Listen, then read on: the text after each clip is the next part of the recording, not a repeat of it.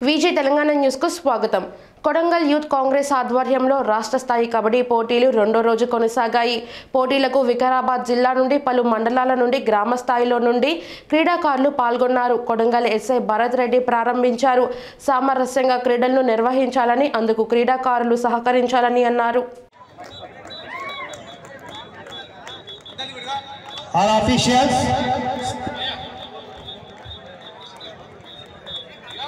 Hello, boss.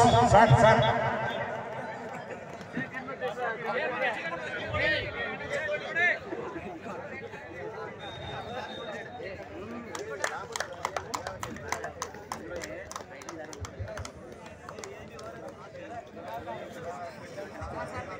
Thank you very much, sir.